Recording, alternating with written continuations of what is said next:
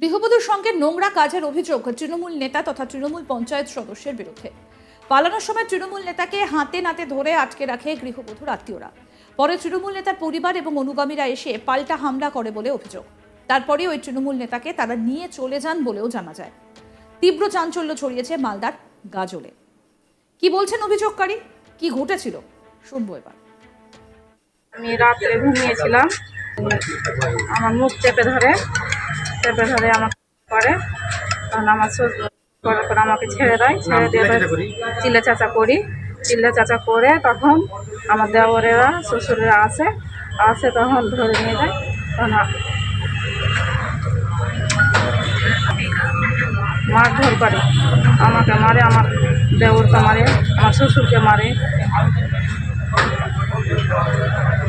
আমাকে মাসিদুর পঞ্চায়েত ফোন করেছে। আর আমাকে মাসিদুরের বউ আমাকে মারে।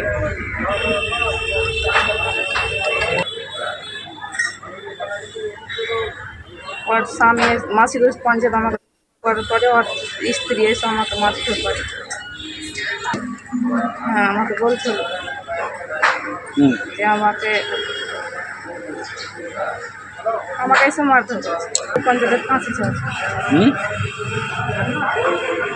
মাসিদুর পঞ্চায়েতের ফাঁসি চাচ্ছে, থানাতে আমি অভিযোগ করেছি। অভিযোগ, তৃণমূল নেতা রবিবার রাত 10টা নাগাদ স্থানীয় এক মহিলার ঘরে ঢুকে তার সঙ্গে নোংরামি করেন বলে অভিযোগ। ওই গৃহবধূ চিৎকার শুনে তার শ্বশুর শাশুড়ির দেওর ছুটে এলে তৃণমূল নেতা পালানোর চেষ্টা করেন। তখন তাকে ওই পরিবারের লোকজন ধরে রাখে। তৃণমূল পঞ্চায়েত সদস্যের পরিবারের লোক এবং অনুগামীরা রাতে খবর পেয়ে যায় ওই বাড়িতে। ওই গৃহবধূর বাড়ির পরিবারের লোকজনকে মারধর করে অভিযুক্তকে নিয়ে আসে। রাতে ওই পরিবারের লোকজন গাজল থানাতে অভিযোগ জানানোর জন্য যায়। সেই সময় রাস্তার ওপরেও তৃণমূল পঞ্চায়েত সদস্যের অনুগামীরা চড়াও হয় এবং ব্যাপকভাবে মারধর করা হয় বলে অভিযোগ।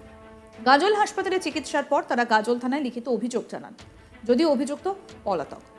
কি বলেছেন শফিকুল ইসলাম, পঞ্চায়েতের উপপ্রধান, শুনুন। আমি আলাল অঞ্চলের উপপ্রধান বলছি। মাসিদুর রহমান হচ্ছে তৃণমূলের গ্রাম পঞ্চায়েত সদস্য। মহিলার ঘরে রাত 10টার পরে জোরপূর্বক ঢুকে তাকে, আর এরকম কাজ যতগুলোই কম বেশ তৃণমূলের মেম্বার আছে, এরা এই কাজেই যুক্ত হয়ে এরকম ভয়ভীতি দেখিয়ে মানুষকে প্রভাবিত করার চেষ্টা করছে।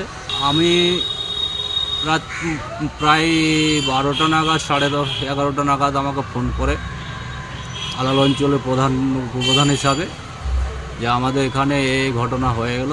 যেই পরিবারের সাথে ঘটনা ঘটেছে ওই পরিবারের এক ছেলে ফোন করে কান্নাকাটি করে যে আমাদের এইভাবে আমার বৌদির ঘরে ঢুকে জোরপূর্বক ভেঙে যাচ্ছিল, তাকে ধরে বাড়িতে নিয়ে যাচ্ছিলাম। নিয়ে যাওয়ার পরে ওর বাড়িতে খবর পেয়ে যে ওর বাড়ির পরিবারের লোকজন এসে আমাদের মারধর করে মাথা টাথা ফাটিয়ে মাসিদুরকে নিয়ে চলে যায়। তার স্যান্ডেল এবং লুঙ্গি রেখে দিয়ে চলে যায় ওকে নিয়ে। এটা তৃণমূল ক্ষমতায় আছে, ওরা যা ইচ্ছা তাই করতে পারে, এরকম ওদের ধ্যান ধারণা। আমাদের প্রতিনিধি মিল্টন পাল কি প্রতিবেদন তুলে ধরেছেন শুনবো এবার। মালদার গাজল থানা এলাকার ঘটনা। সেই যে ঘটনা, সেখানে এক গৃহবধূ ছিল, তিনি ঘরে সাধারণত একাই ছিলেন। সেই সময় ওই এলাকার তৃণমূলের পঞ্চায়েত সদস্য সেইখানে যান এবং তার বাড়িতে ঢোকেন, তার সঙ্গে নোংরা কাজ করেন বলে অভিযোগ।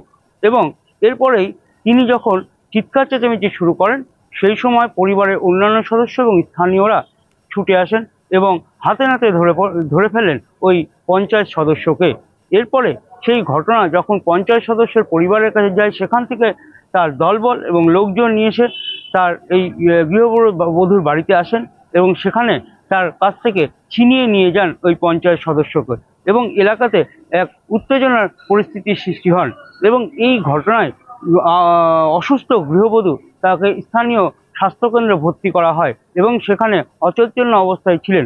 পরবর্তী সময়ে পরিবারের অন্যান্য সদস্যরা যখন সেই গৃহবধূর কাছে যাচ্ছিলেন, সেই সময় এই অভিযুক্তর পরিবারের সদস্য এবং অভিযুক্ত সহ তাদেরকে রাস্তায় আটকায় এবং তাদেরকে মারধর করা হয় বলে অভিযোগ।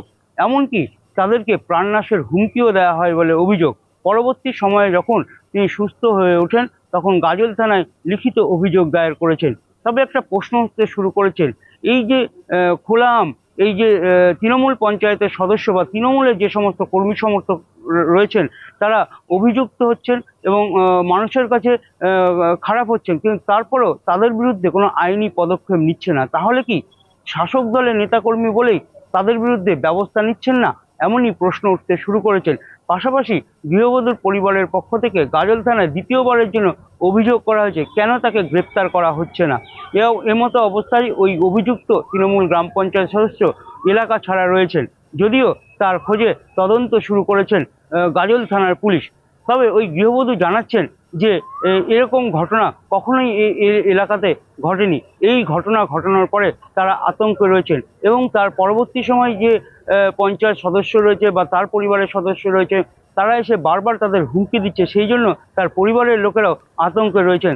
তারা চাইছেন এই ঘটনার যাতে আর না ঘটে বা তার সঙ্গে ঘটেছে এরকম ঘটনা গ্রামে আর কারোর সঙ্গে না ঘটে, সেই বিষয়েও যেন পুলিশ দেখে। পাশাপাশি স্থানীয় প্রশাসন যারা রয়েছেন তারাও দেখেন। প্রয়োজনে তার অভিযুক্ত যারা রয়েছেন তাদের কঠোর শাস্তির দাবি জানিয়েছেন ওই গৃহবধূ এবং তার পরিবারের সদস্যরা।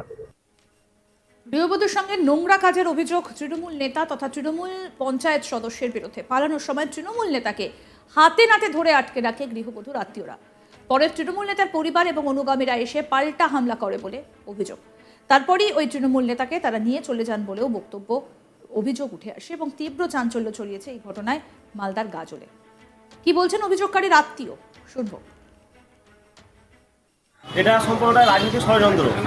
উনি 18 সালে গ্রাম পঞ্চায়েত মেম্বার হয়েছিলেন, আমাদের কর্মদক্ষ ছিল, পার্টির দলনেতা ছিল জিপি।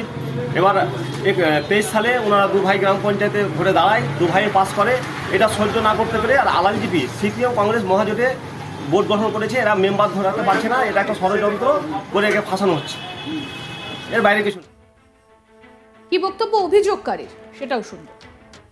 আমি রাত্রে ঘুমিয়েছিলাম, আমার মুখ চেপে ধরে আমাকে করে, তখন আমার করার পর আমাকে ছেড়ে দেয়, ছেড়ে দিয়ে চিল্লা চাচা করে তখন আমার দেওরেরা শ্বশুরেরা আসে তখন ধরে নিয়ে যায়।